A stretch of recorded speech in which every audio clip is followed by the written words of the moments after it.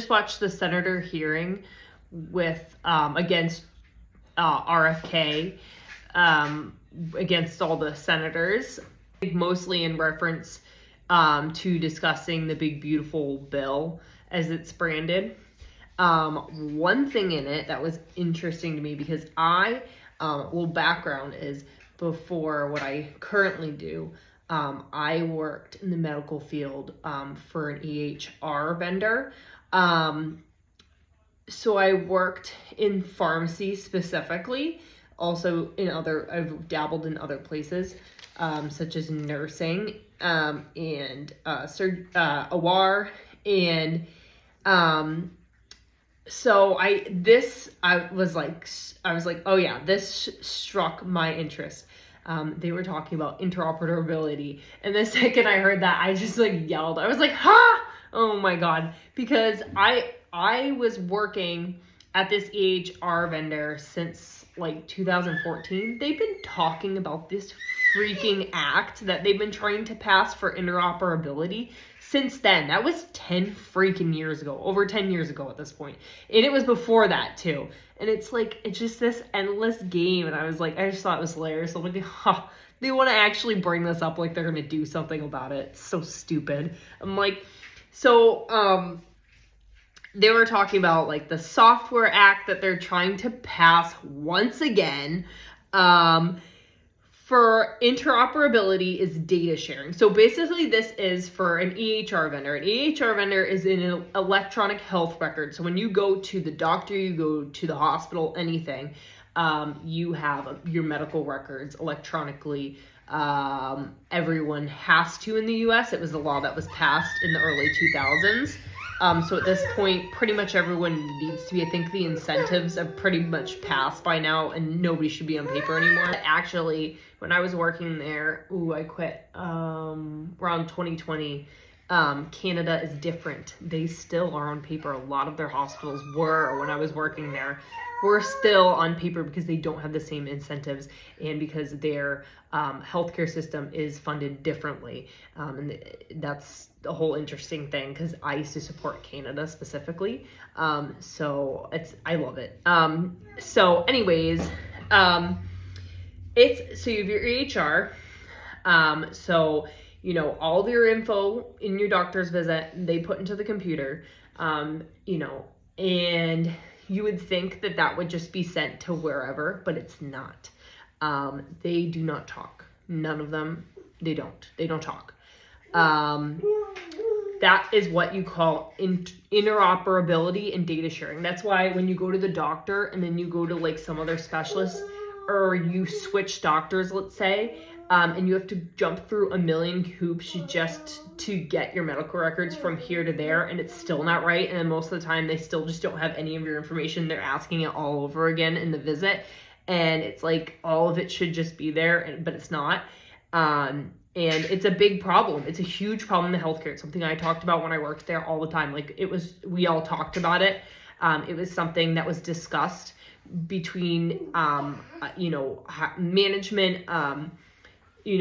We discussed with other groups we worked with, like CMS and stuff like that. It was something that the HR companies talk about a lot. But some of them don't want to care about it. So they want to make a national policy on interoperability, or they're trying to pass one. And then RFK said in response, he said, well, 60 top tech companies said okay to it. They're on board, right? Something, I don't know. He basically left it at, yeah, sure, whatever. We'll look into it. We'll try to make it or something. I don't even know if he said anything very committal. It's about patient accessibility. It's about, it's about continuance of care. It's such a problem. It's not good. It's not good for patients. It leaves mistakes. It leaves things to be missed. It's a really big thing. It's huge. When I worked in the healthcare part, it was a very big problem. Especially someone who works in EHR, it was very true to our hearts there. So the particular company that I worked for was big. It was once big. I don't think it's as big anymore because there's a big one that is taking over. I'm not going to say any specific names of these companies, but there's one EHR that is huge. It's in everywhere you go. Every hospital is basically there now. CVS has it now. I know I should have said that, but the particular one that I worked for was, they were one of the oldest EHR companies.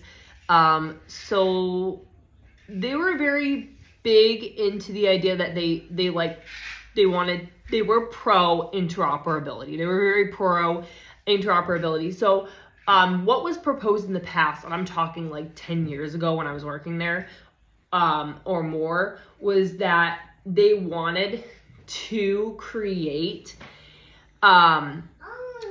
something that talks between these. So it would be basically like an interface, some type of network of all, like, no matter what electronic record you have. And it was going to be, they were trying to pass an act or a law that mandates this, because that's the only way that these vendors are going to do it. Where your information would have to be shared with anybody. So there would be an interface between all of these. We have interfaces for many different things in the EHR world. So it would just be an interface, I believe. I used to work in interfaces, where it would basically, so you go to the doctor and then you go to the hospital. They'll already have all of your stuff. It would just be there, And then when you go to the pharmacy, they'd have all that. It would just be there. And then you go to a specialist. The specialist would be able to see everything, and they could request it and just send it over easily. Everything is shared, between the different healthcare systems. But the problem of why this hasn't been passed in the past is because of the EHR vendors that are lobbying against it. There are certain ones that are against it because it works in their favor to not have one. So there's one in specifics that's very big, and they do not want this to pass because they are marketing that they have their own interoperability system, where if you go to any hospital, healthcare facility, specialist, anything, doctor's office that has this brand of EHR vendor, they will all talk to each other. So basically what we all want, but they will only do it with themselves. So that is their leg up, so that they can get more business. It gives everybody the incentive of, hey, let's get this vendor because they all talk together. And they are very widely out there right now. They are almost in everywhere I go. They are there. And they all talk to each other with themselves. So, it's very handy and everybody loves it. And it gives it an incentive for other hospitals to want to switch to that EHR vendor. So it's that whole corporate marketing thing.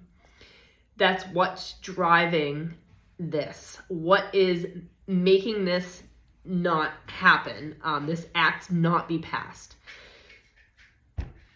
And even more interestingly, RFK's, I think, brother, somebody who is a Kennedy, owns one of those EHR vendors.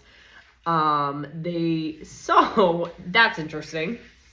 So to say that this whole system is not, the thing is, the medical system is a business. It is all business. That's something that I was taught when I worked in the medical field, was that it is business. I worked in billing too. The whole billing system is so flawed. A lot of hospitals do poorly because of this. That's why you see hospitals that go bankrupt all the time.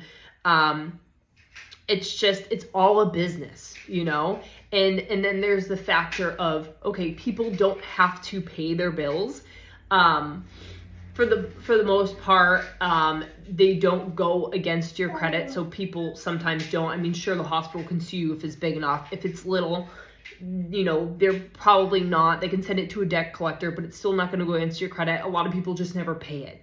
A lot of people, and then the more people who don't have health insurance, as that crisis, you know, escalates, there's going to be more hospitals that aren't paid.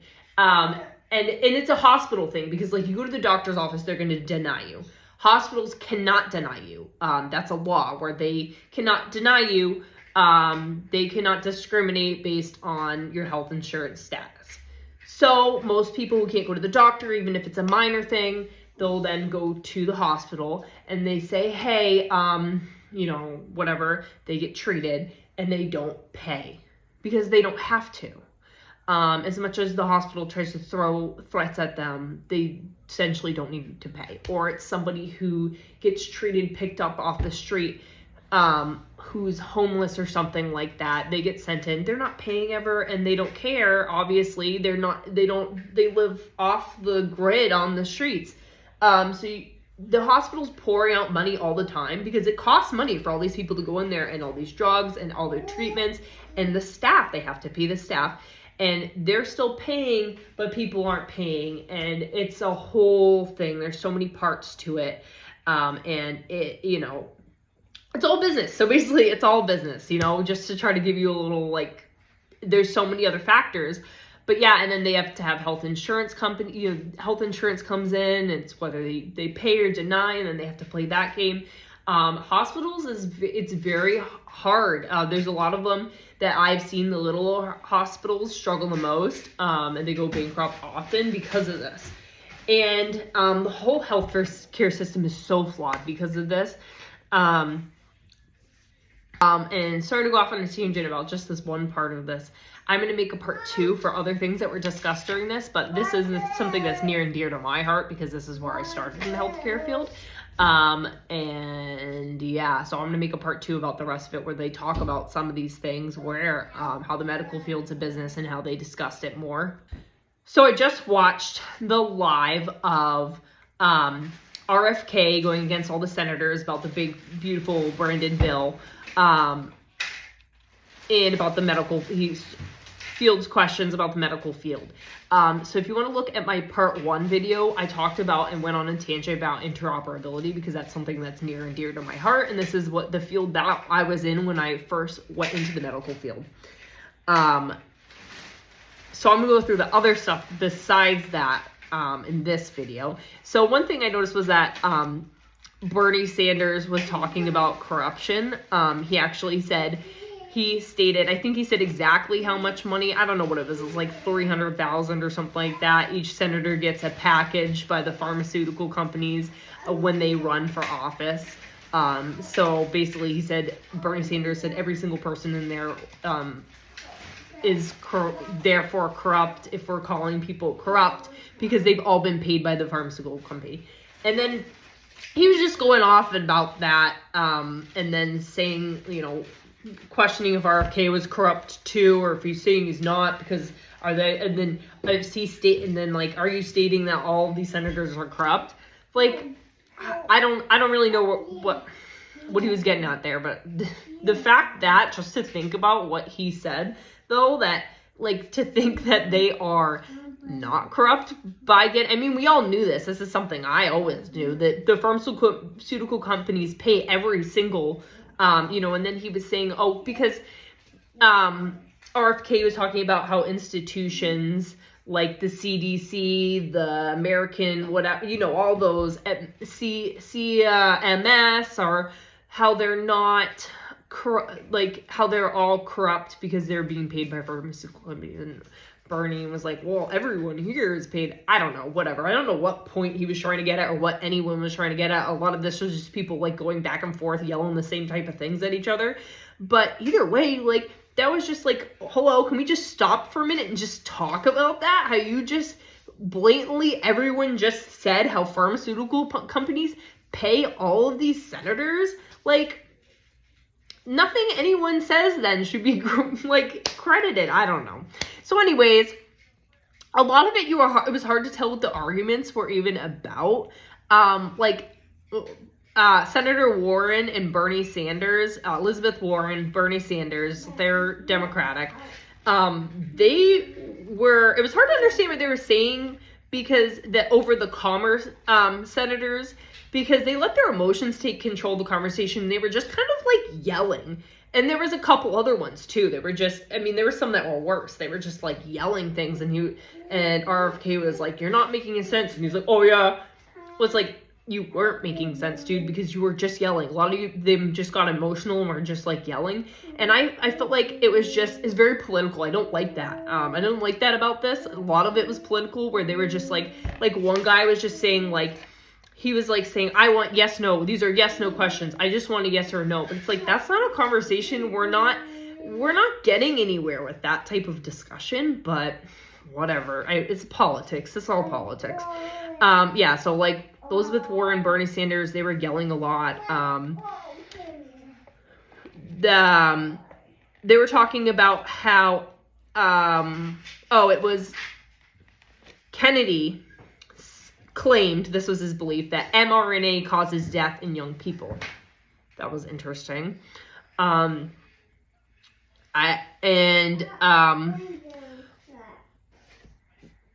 then Elizabeth Warren was screaming about making COVID vaccines specifically available. She just kept saying over and over again, they're not available. And then Kennedy just kept saying they are available. But then she kept just yelling like, "They're not available," like over and over again. And like to the point where he was trying to talk, she was just like yelling back, "They're not available." And it was like, okay, like that was just not a very productive conversation. But, politics again.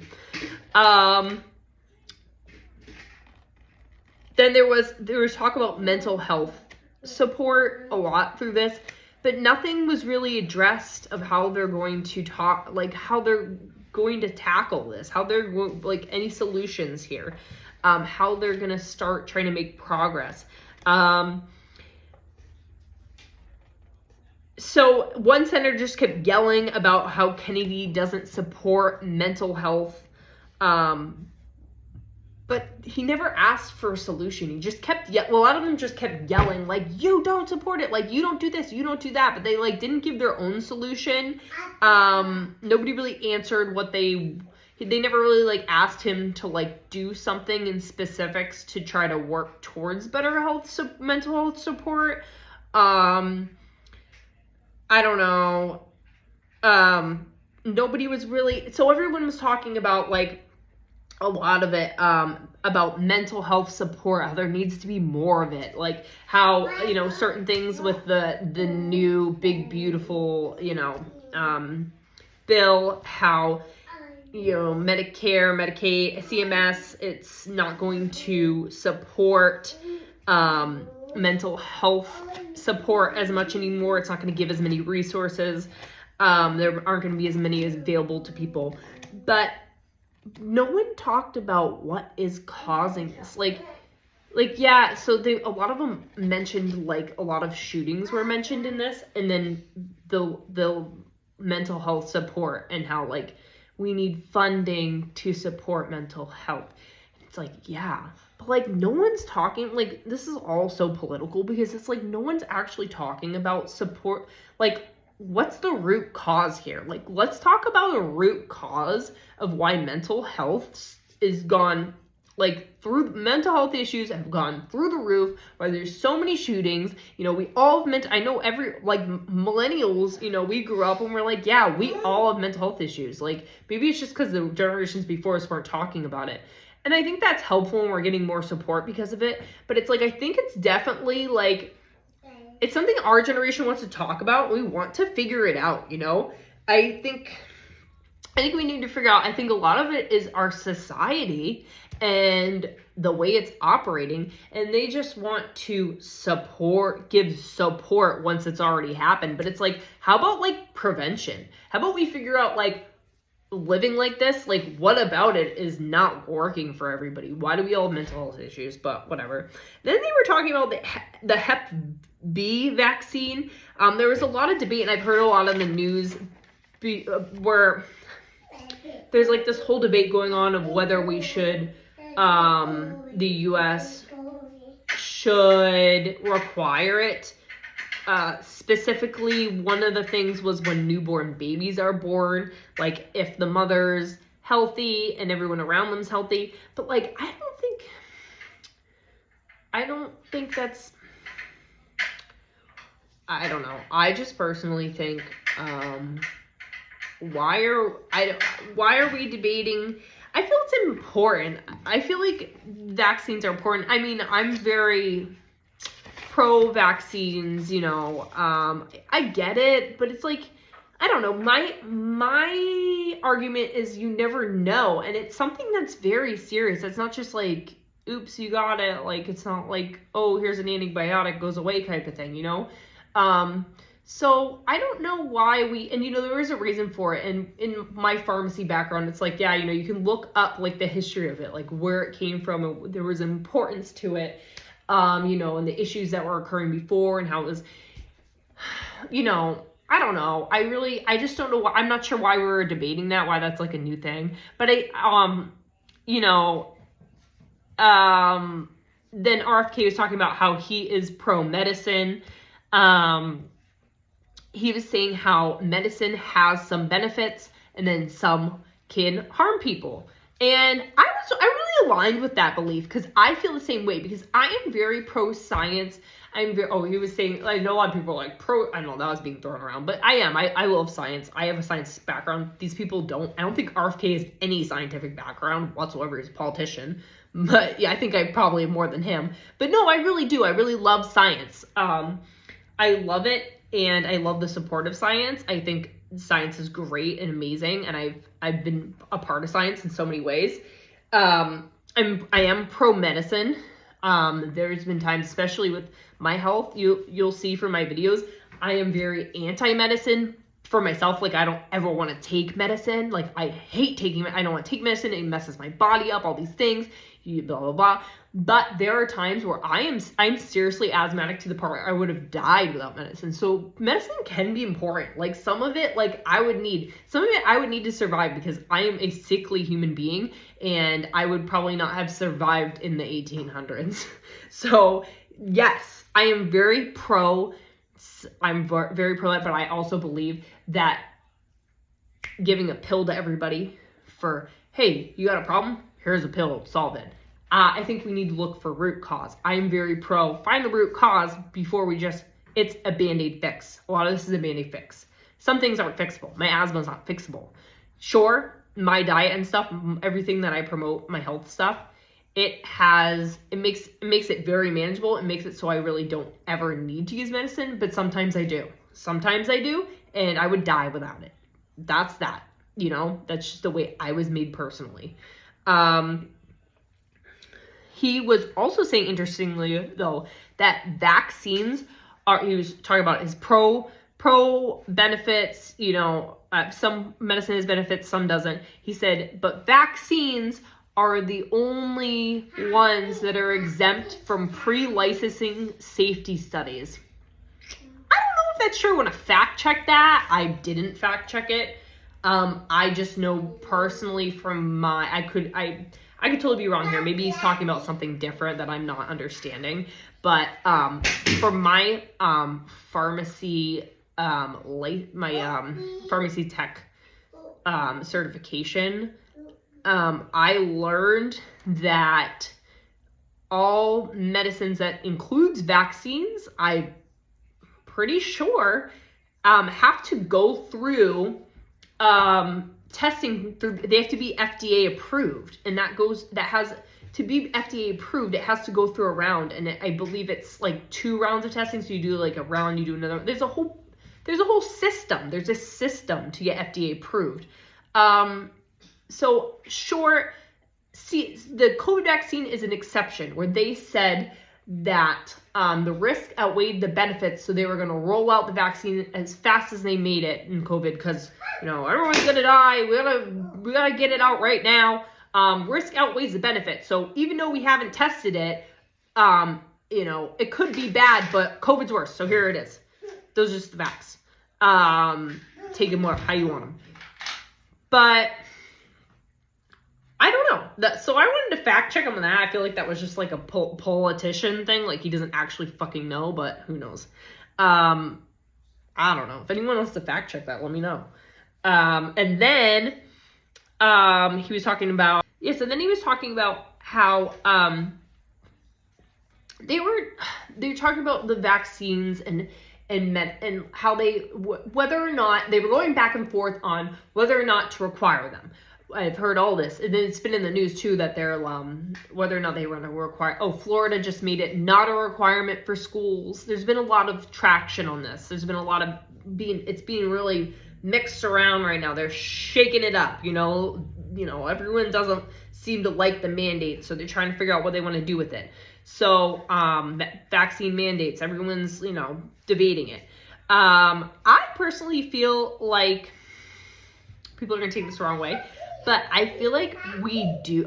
This is always just my personal belief. Like, I feel like we do need to tell them what to do to some extent, because like there are people out there, there's a lot, I don't know, you go around who are like doing things and you look at them, or like people and you're like, wow, this is why like there's laws and stuff, because like people would just do whatever they want. Some of it's crazy. There's crazy people out there.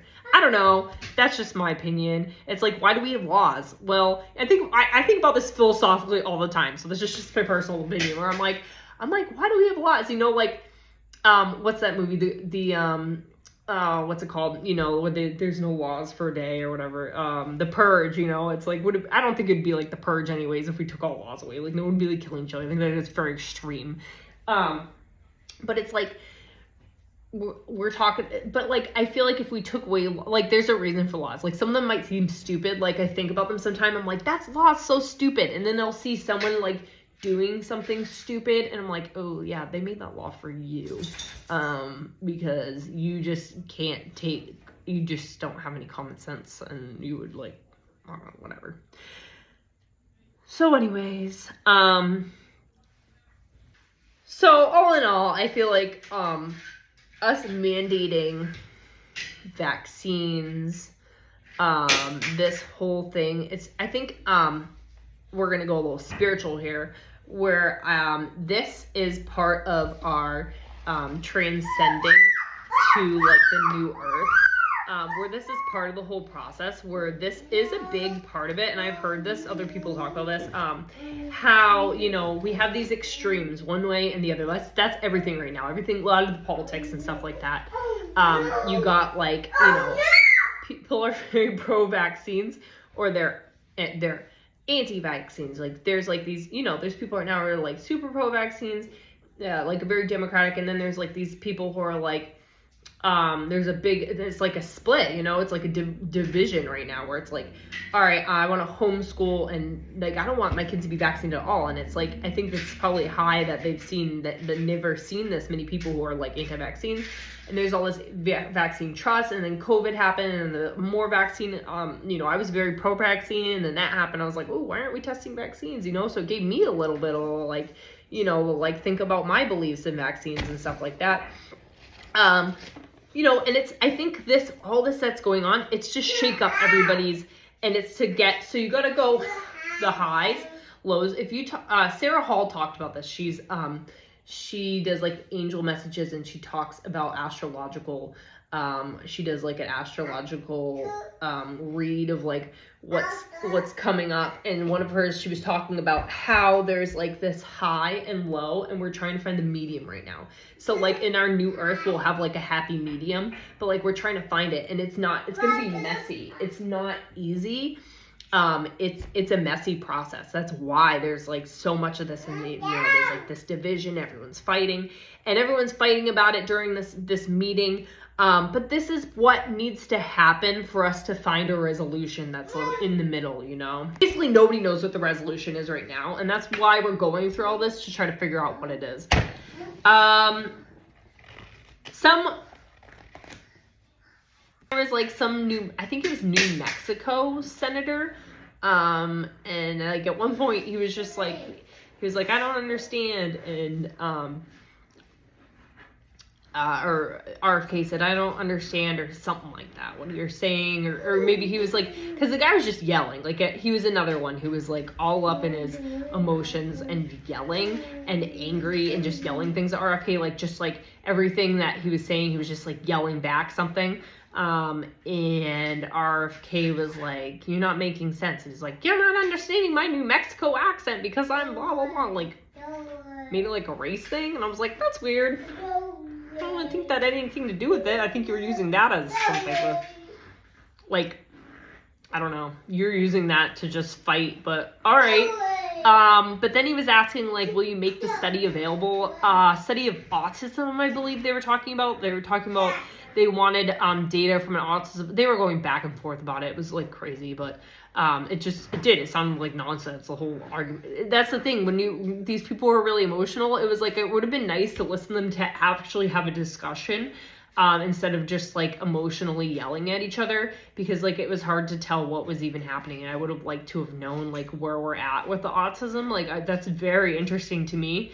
It's a big thing that really needs a lot of research, but I don't know, something about some study RFK is doing or something like that. But and then the New Mexico guy, I think he was basically trying to say that it's not available to anybody. It's RFK's like keeping all this data to himself or something. I don't know. I don't even know where he's getting at. And then RFK was like, it's available. You can look it up. Like it's available to everybody. It's available to the public. And the guy just kept yelling, like, you won't release it to our whatever. I forget what he was saying at some organization. You won't release it to us. And he's like, I don't need to release it. And he's like, you're not releasing it. I don't know. They were yelling. Paul little bullshit. And I, personally, when I was watching this, I'm like, you can Google, like, all these studies, they get published on, like, you can go on NCBI, you can go on Google Scholar, which just takes you to NCBI, and they have all, like, you can look up pretty much all of this. I'm pretty sure that's probably what he means. It probably means that it's in there, and you can just look it up. And I think that's, and basically at the end, he was like, oh, well, can I get a subpoena to get this data to me for the study? And they were like, somebody said, they're like, no, you cannot do that. We'll help you out. If you can't find it publicly, we'll help you find it publicly. Like, we'll help you go to Google and search it. It sounded so stupid. And then the guy started at the end, and he's like, I was gonna give you a starfish pin, something about a starfish pin, but now I'm not. I'm like, all right, this guy was real and emotional here, but very political, very politician. There was a lot of senator that I really appreciated who said, my intention is to not raise my voice, which I loved. I was like, thanks, and we'll know what you're talking about. And he was talking about long COVID, and when I heard that, I was like, oh my god, long COVID. And I didn't even know what long COVID is, and then someone who was watching my video, they were telling me that, like, I forget what it was, but they were telling me some symptom that I had was they experienced too, because they have long COVID. It was some symptom of their long COVID.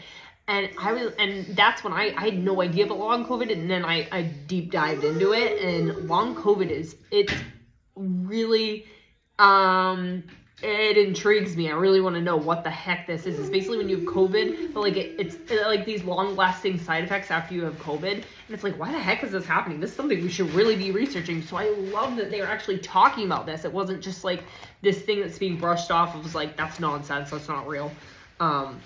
This was Senator Young who was talking about it. He said 400 million people suffer, I believe worldwide, I think he said, from long COVID. I was like, oh my god, this is crazy. This is what we should sure as hell be studying. And he said usually these studies take like 10 years to find a solution. I'm like, yeah, that's helpful. But he said he was asking RFK to accelerate this, because he said 18 to 20 years is crazy, which hell yeah. But then they were talking about this to develop a therapeutic solution, like therapeutic treatments for long COVID. RFK said he wanted to look at he specifically said, I'm quoting him, off the shelf approved drugs. I don't know what that means. I don't know if he was talking about over the counter. Off the shelf is that's not a medical pharmaceutical term. So I don't know what he was talking about. I don't know. That's why I was like confused. I'm like, are you talking about like non-pharmaceutical, like I don't know, because they wouldn't be FDA, they wouldn't be approved unless they were a drug. Like I was thinking maybe like a homeopathic. I don't know what he was saying by that. I think he was like that was probably an error on his to not be more specific there. But it's like, these are just more drug studies that they were talking about, which I feel like is not helpful. They're just making more pharmaceuticals. That's what I wrote here. I'm like, just making more pharmaceuticals. And I was watching, I'm like, you're just making more pharmaceuticals. That's all you guys are lobbying for, is to make more freaking drugs. And it's like, oh, you got long COVID now? Here's some drugs. They're gonna have side effects because all drugs do. And yeah, they'll help with some of your symptoms. Like, that's not helpful. We need studies, and they're not gonna do this because that's not, they need like the biochemistry behind it. Why are we getting this? Like, I want to study to figure out why is COVID doing this, where you're getting long-term side effects. Like, I've gotten COVID quite a few times. One time I almost died from it, literally almost died from it. And I didn't have this, but just to imagine that I might have long-term, that's just crazy. Like, nothing does that. Why is this doing that? I would love to know. Like, why are we not studying this more? I want to know why. And then I also want to know, are there non-drug therapies to maybe immune system? Is it an autoimmune type thing? What, like, these are the studies we should be doing. Like, are there things that can help? Our diet part of it? Is it what is it? You know, these are the studies I wish I could see, because all they're talking about, because that's legal. Legal is drugs. That's their thing. These other things like diet and stuff like that, it's not FDA approved. That's not federal. It's not political. They're not going to do it, you know. There'll be people who make studies, but it's not going to be them.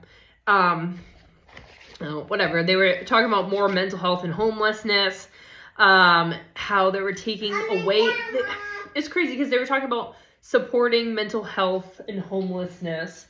And then he was agreeing with us, you know, RFK. But then at the same time, earlier, RFK was talking about how he wanted to take away, possibly, or look into whether mental health drugs are helping or making suicide rates higher, you know, about like not giving them to children.